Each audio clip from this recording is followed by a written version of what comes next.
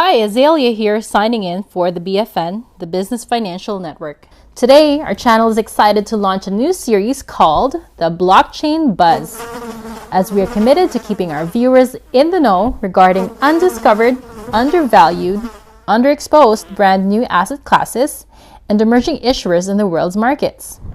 Know that all the information shared here is for entertainment purposes only.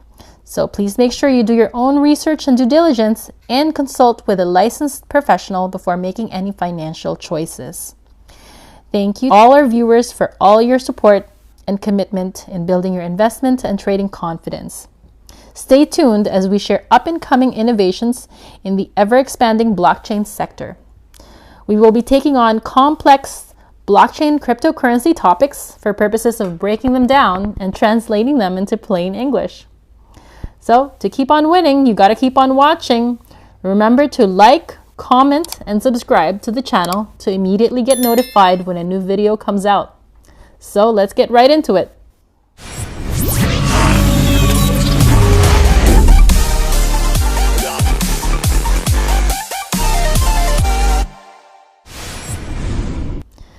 Good day, this is Azalea on behalf of the Business Financial Network. What is the blockchain technology? Is it the next big thing? Well, today's topic is the blockchain and its innovations in the world of technology. Hopefully by the end of this video, you'll understand exactly what blockchain technology is and why it's the future of finance.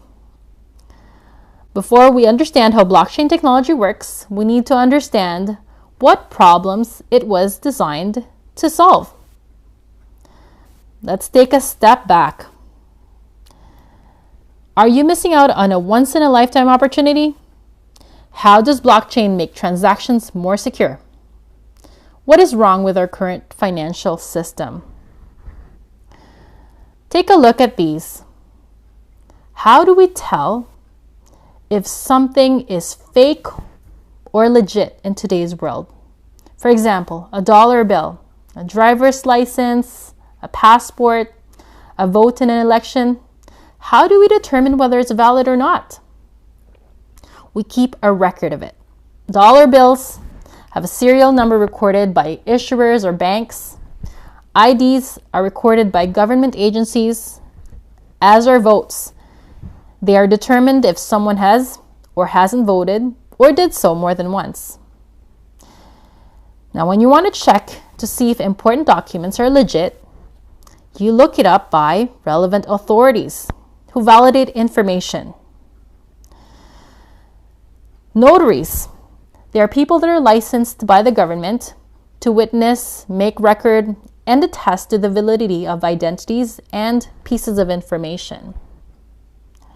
There's one common theme amongst these verifying mechanisms, and that is they're all centralized, which means there's a central authority, whether it's a bank or government office, really a person that has the power to sign off on the validity or the information, identity, or a transaction.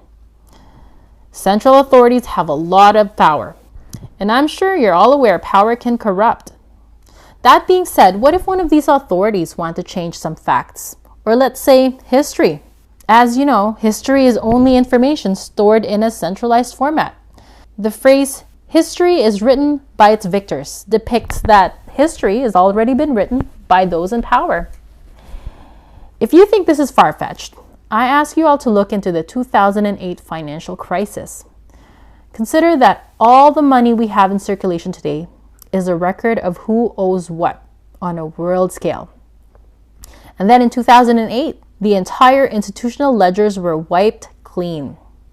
After that, a whole bunch of money was created and given out under the term bailout. Some people argue that this was justified. However, you can't deny that someone decided to change the record of who owned and is owed. Enter Bitcoin as the first form of money or currency that removed the need for a centralized authority. Decentralized means its records are kept by everyone, not just central banks or governments. When records are kept by everyone, No one can just go and change the records without anyone else noticing that something is altered. You may think that decentralization is exclusive to finance. However, it's not. Do you remember Britannica Encyclopedia, which at one time was considered an authority? Imagine the powers its editors and contributors had to include, condone, or ignore certain contents. Well, Britannica stopped producing its last edition in 2010, and now the world's biggest decentralized research tool, the internet, allows users access to reliable information like never before. Let's take a look at this video. Traditional finance and decentralized finance. What you need to know. What is traditional finance? It's what we're used to, like banks and other financial institutions that act like the middleman. There's you, the middleman like your bank, some form of payment channel like Visa or MasterCard, the recipient's bank, and the recipient. Now, what's decentralized finance? It essentially accomplishes the same purpose as traditional finance, but without the financial institution. There's you and the recipient. No middleman, and a transaction is done on the blockchain. What is a blockchain? A blockchain is an immutable timestamp series record of data that is distributed and managed by a cluster of computers. There are many aspects of the blockchain we can dive into, but we'll save that for another video. So what is the difference between traditional finance and decentralized finance? Let's look at the trust source. The trust source for decentralized finance is public blockchains. Records are kept simultaneously across thousands of computers where all transactions are publicly auditable. There is no core authority. Every participant in the network can access the history of transactions. While traditional finance trust source is public governance framework composed of laws, licensed financial institutions, and financial authorities. There is a core authority which only privileged users or institutions can access. Another difference are barriers. Decentralized finance is a more open system, meaning it's more transparent and doesn't have many barriers, which allows for innovation and ease of entry. Unlike traditional finance, which is heavily regulated. We are still in the early days for the use of digital ledger technologies. This concept of decentralized finance shows mass potential and has what it takes to revolutionize the financial sector. As you can see, decentralization reduces, perhaps even eliminates, the risk of corruption, fraud, and manipulation. We want to say thank you. Without each and every one of you, we as a group would not be where we are today. Thank you for your support and your kind words of encouragement and believing in us. Most importantly, believing in yourself. We have one goal this year, and that is to inspire as many of you as possible to take back control, starting with your trading confidence, emotional intellect, and also to inspire others to find the courage to make that same commitment into self-discovery. I invite you to keep on watching, to keep on winning. Make sure to like, comment, subscribe, and turn on your alerts. This is Azalea signing off at the BFN, Business Financial Network. Stay blessed.